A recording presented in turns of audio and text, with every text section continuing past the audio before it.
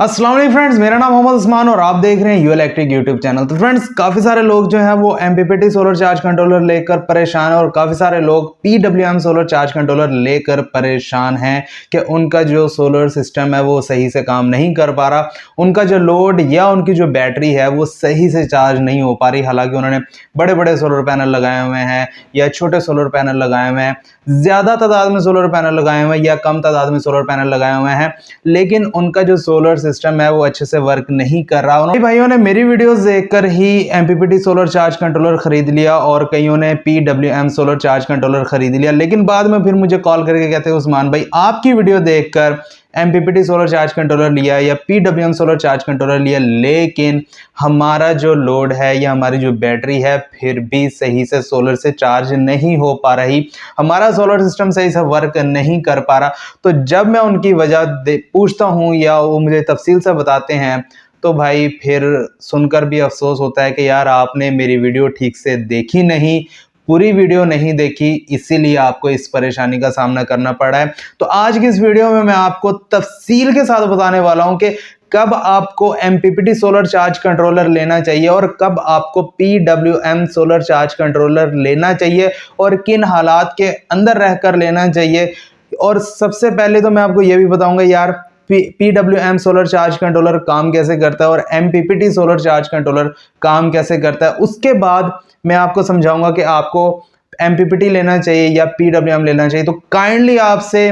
Humble request है, इस video को पूरा लाजमी देख लीजिएगा ताकि आपको कंप्लीट समझ आ जाए। फिर आप कमेंट में मुझे कह रहे होते कि उस्मान भाई हमें ये समझ नहीं है, हमें वो समझ नहीं है। भाई जब तक आप पूरी वीडियो नहीं देखेंगे, तहम्मुल से नहीं देखेंगे, आपको कैसे मेरी बात समझ में आएगी और कैसे आप जो आपको मसला है वो आपका कैसे हल हो सकेगा। तो इस वीडियो को आपने पूरा लाजमी देखना है। तो चलिए शुरू करते हैं। तो कई भाइयों ने मुझे कॉल की है और व्हाट्सएप के ऊपर भी मुझसे कांटेक्ट किया है और मुझसे ये शिकायत की कि उस्मान भाई आपकी वीडियो देखकर एमपीपीटी सोलर चार्ज कंट्रोलर तो ले लिया, लेकिन ना ही हमारा सोलर सिस्टम इंप्रूव हुआ है, ना ही हमारा लोड सही से चल पा रहा है और ना ही हमारी बैटरी सही से चार्ज हो पा रही है। तो जब हमने आपकी वीडियो देखी थी तो उसमें तो जो आपने एमपीपीटी सोलर चार्ज कंट्रोलर दिखाया, जो कि आप अभी भी स्क्रीन के ऊपर देख रहे हैं, तो वो तो जो अम्पेयर्स हैं उनको बूस्ट कर रहा है। यानी कि अगर आपने 6 एम्पेयर दे दिए हैं तो उसे वो 20 एम्पेयर बना रहा है, 25 एम्पेयर बना रहा है या 18 एम्पेयर बना रहा है, यानी कि एम्पेयर्स बूस्ट हो रहे हैं। लेकिन जब हमने अपना एमपीपीटी सोलर चार्ज कंट्रोलर लगाया तो उसमें ज़्यादा जो एम्पेयर्स हैं वो बूस्ट नहीं हुए, हमारी जो बैटरी है वो ज़्यादा एम्पेयर से चार्ज नहीं हो रही।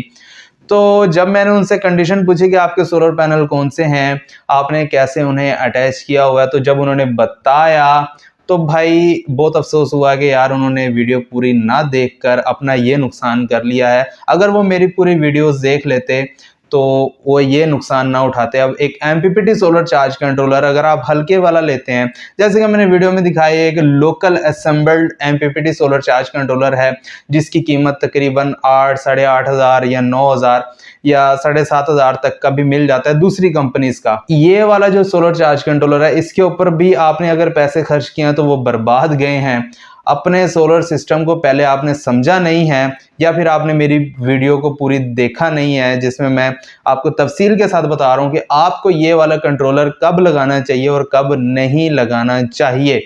तो काइंडली रिक्वेस्ट है आपसे दोबारा से, पहले भी मैं आपसे कर चुका हूं कि इस वीडियो को आपने पूरा देखना है। अब मैं आपको बताता चलता हूं कि उस भाई ने कैसे ये सोलर सिस्टम के साथ अपना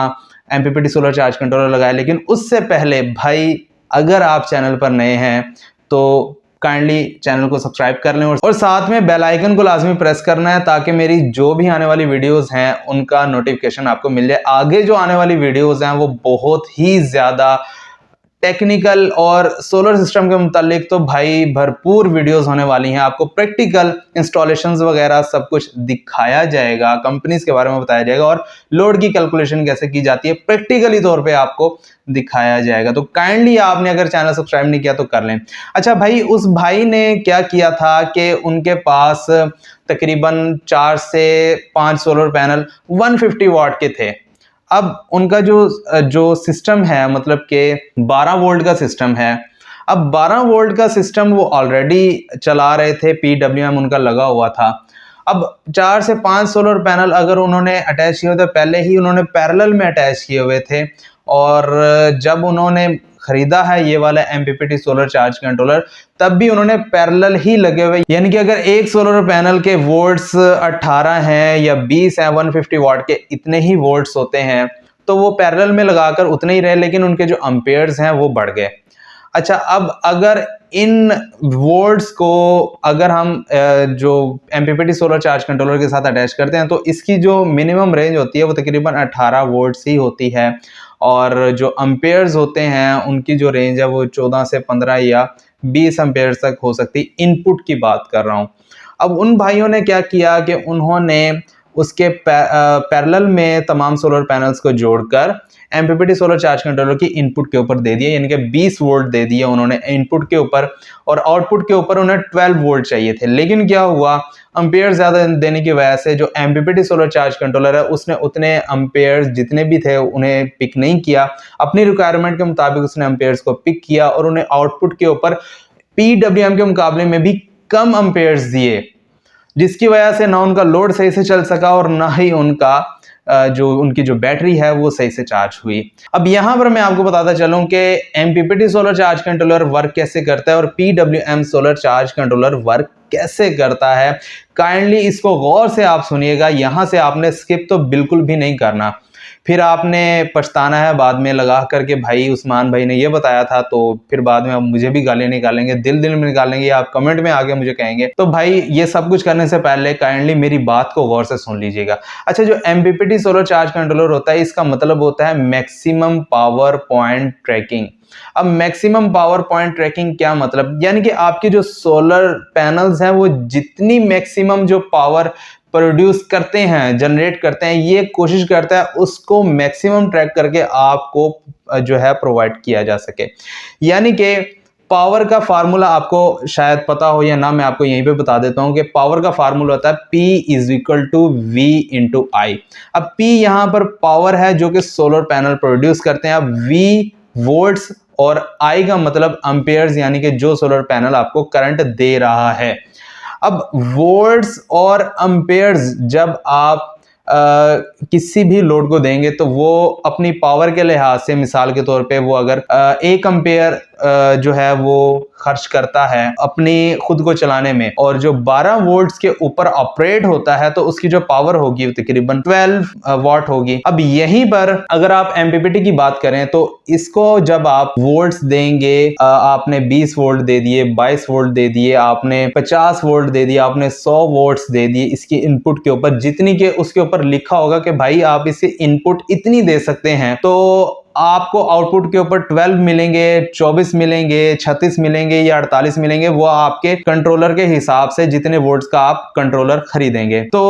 आपने 100 वोल्ट्स उसकी इनपुट के ऊपर दे दिए हैं और आपने 5 एम्पेयर्स जो हैं वो उसकी इनपुट के ऊपर दे दिए हैं, यानी कि एक सोलर पैनल 5 एम्पेयर्स जो है वो जनरेट करते हैं। मिसाल दे रहा हूं मैं आप, तो यहां पर जो पावर है वो तकरीबन 500 वाट हो गई। अब ये वाला कंट्रोलर कोशिश करेगा कि मैक्सिमम आपकी जो पावर है उसको ट्रैक करके, ये जितनी सोलर पैनल जो आपकी पावर को जनरेट कर रहे हैं उसको ट्रैक करके आपको आउटपुट के ऊपर दे दे। अब ये नहीं होगा कि 500 वाट आ रहे हैं उसे ये 600 बना देगा, ये उसे 700 बना देगा, नहीं, बल्कि 500 वाट में से भी आपको तकरीबन 90% तक आपको एफिशिएंसी देगा, यानी कि 10% ये खुद खा लेगा और 90% आपको देगा। यानी कि अगर 500 वाट आ रहे थे तो 50 वाट ये खुद खाएगा, क्योंकि इसके अंदर सर्किट होता है, इसके अंदर फैन लगा हुआ होता है जो कि हीट को मतलब के निकालता है, हीट की शक्ल में ये आपकी एनर्जी जो है 50 वाट जो है ये खर्च कर लेगा, क्योंकि इसे खुद को भी चलना है, ऑपरेट करवाना है आपके लोड को। अब यहां पर आपको ये जब मैक्सिमम 500 वाट जनरेट हो रहे होंगे तो ये आपको 450 वाट देगा आपकी आउटपुट के ऊपर। अब ये तो हो गया MPPT। अब यहां पर ये शर्त नहीं होगी कि आपने वोल्ट्स को कम देना है या एम्पेयर को आपने ज्यादा देना है इनपुट के ऊपर। अगर आप वोल्ट्स ज्यादा देंगे, एम्पेयर कम देंगे, लेकिन वो पावर तकरीबन 500 वाट ही बन रही है, तो ये आउटपुट के के ऊपर आपको 450 यानी कि 12 वोल्ट का आपका सेटअप है तो आपके वोल्ट्स को 100 से कम करके 12 में कर देगा, लेकिन वहीं पर आपके जो एम्पेयर्स हैं उन्हें बूस्ट कर देगा। अब यहां पर मैंने आपको बताया कि इनपुट के ऊपर आपने 100 वोल्ट्स दिए हैं। अब पावर का जो फार्मूला है वो है P = V × I, यानी कि वोल्ट्स और एम्पेयर को आपस में जरब देंगे तो आपकी पावर निकल आएगी। और वोल्ट्स आपने 100 दे दिए हैं और एम्पेयर्स आपके 5 हैं। अब 100 को आप 5 के साथ मल्टीप्लाई करेंगे तो आपकी पावर निकल आएगी, यानी कि 500 वॉट। अब 500 वॉट ये आपको आउटपुट के ऊपर तो देने से रहा, क्योंकि इसने खुद भी खर्च करना है, तो आपको 450 वॉट इसने आउटपुट के ऊपर दे दिए। अब यहां पर होगा ये 100 वोल्ट्स को कम करके 12 में कर देगा और एम्पेयर्स को उतना ही बूस्ट करके जितना के फार्मूले के मुताबिक है। अब अगर फार्मूले के मुताबिक आप देखें कि आपको एम्पेयर्स कितने मिलने चाहिए इसमें, तो ये एम्पेयर्स को बूस्ट कर देगा, वोल्ट से एम्पेयर में कन्वर्ट कर देगा, यानी कि फार्मूले के मुताबिक ही रहेगा, यह नहीं होगा कि फार्मूले से बाहर। अब यहां पर आपको एम्पेयर्स चाहिए तो आप वोल्ट्स को जो है डिवाइड कर देंगे अपनी पावर के साथ, यानी कि 450 वॉट ये आपको आउटपुट के ऊपर दे रहा है, तो एम्पेयर्स आपको डेफिनेटली आपको मिल जाएंगे 37 से 38 एम्पेयर्स आउटपुट के ऊपर मिलने वाले हैं। अब यहां पर इसने क्या किया, आपकी जो मैक्सिमम पावर थी वो आपको प्रोवाइड कर दी जितनी कि इसकी एफिशिएंसी के मुताबिक। अब अगर हम PWM सोलर चार्ज कंट्रोलर की बात कर लें तो PWM में होता क्या है, सिर्फ इसने कंट्रोल करना है आपकी चार्जिंग को, आपकी बैटरी को ज्यादा वोल्ट्स के साथ चार्ज नहीं करेगा या ओवर चार्ज नहीं करेगा, सिर्फ इसी प्रोटेक्शन के लिए आपका PWM सोलर चार्ज कंट्रोलर होता है। तो यहां पर होगा क्या, MPPT सोलर चार्ज कंट्रोलर की तरह अगर आप इसके साथ भी इनपुट के ऊपर 100 वोल्ट्स और 5 एम्पेयर्स दे देंगे, यानी कि 500 वॉट दे दिए, लेकिन आउटपुट के ऊपर आपको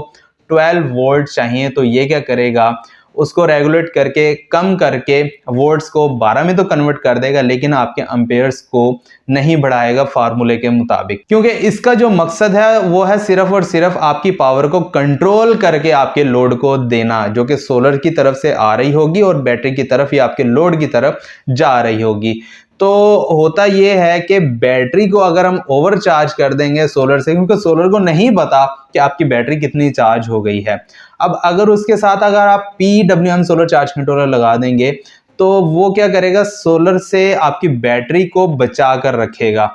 बैटरी अगर ओवर चार्ज हो जाएगी तो बैटरी फूल जाएगी, बैटरी की लाइफ कम हो जाएगी। अगर लोड को ज्यादा वोल्ट्स चले गए, यानी कि अगर बादल आ रहे हैं जा रहे हैं, तो होता क्या है कि सोलर पैनल्स की जो पावर है को कभी कम हो रही है कभी ज्यादा हो रही है, वोल्ट्स कभी कम हो रहे हैं कभी ज्यादा हो रहे हैं, जिसकी वजह से आपकी जो भी लोड है, आपने लाइट्स लगाई हुई हैं, फैन लगाए हुए हैं, आपके एयर कूलर हैं, आपकी मोटर है पानी वाली, तो वो सड़ने का खतरा होता है। तो इसीलिए आप जो है उस सोलर चार्ज कंट्रोलर यानी कि PWM सोलर चार्ज कंट्रोलर को लगाते हैं ताकि आपकी जो बैटरी है या आपका लोड वो बच सके। अब मैं यहां पर बता दूं कि आपको MPPT सोलर चार्ज कंट्रोलर कब लेना चाहिए और कब नहीं लेना चाहिए, और कब आपके लिए PWM solar charge controller best है, और कैसे आपके पैसे बच सकते हैं सोलर सिस्टम इंस्टॉल करते हुए। अब अगर आपके पास हैं बड़े सोलर पैनल, मिसाल के तौर पे आपके पास 400 वाट का, 300 वाट का, 500 वाट का सोलर पैनल है,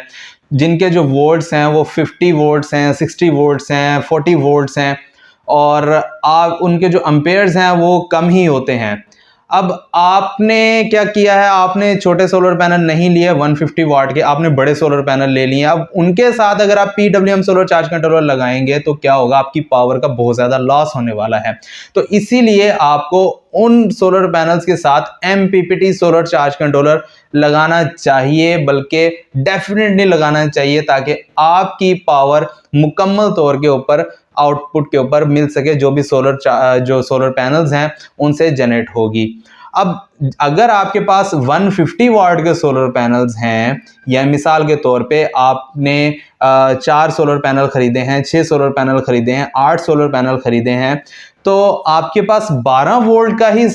बैटरी सिस्टम लगा हुआ है, आगे लोड जो भी है वो 12 वोल्ट का है या 24 वोल्ट का है, तो आपको PWM सोलर चार्ज कंट्रोलर खरीदना चाहिए। उसकी मेन वजह क्या है कि आपके जो सोलर पैनल है वो भी उतना ही वोल्ट्स दे रहे हैं जितना आपको आगे चाहिए, सिर्फ आपको कंट्रोलिंग की ज़रूरत है। और आपको अगर शिकायत हो कि भाई मुकम्मल पावर नहीं आपको मिल पा रही, तो उसकी मेन रीज़न होती है आपकी वायर, यानी कि जो भी तार आपने लगाई है सोलर पैनल से लेकर आपके सोलर चार्ज कंट्रोलर की तरफ, और सोलर चार्ज कंट्रोलर की तरफ से बैटरी की तरफ या लोड की तरफ जो भी तार आपने लगाई हुई है वो आपने पतली लगा दी है। आपके एम्पेयर्स मुकम्मल ट्रेवल नहीं कर पा रहे, रेजिस्टेंस बहुत ज्यादा है आपकी वायर में, जिसकी वजह से आपको परेशानी का सामना हो रहा है, मुकम्मल पावर आपको नहीं मिल पा रही जितने सोलर पैनल से जनरेट हो रही है। तो उसके लिए आपको जरूरत है अपनी वायर को मोटा करें। अब वायर के ऊपर भी इंशाल्लाह मैं एक वीडियो लेकर आने वाला हूं जिसमें आपको बताऊंगा कि कितने एम्पेयर्स के लिए आपको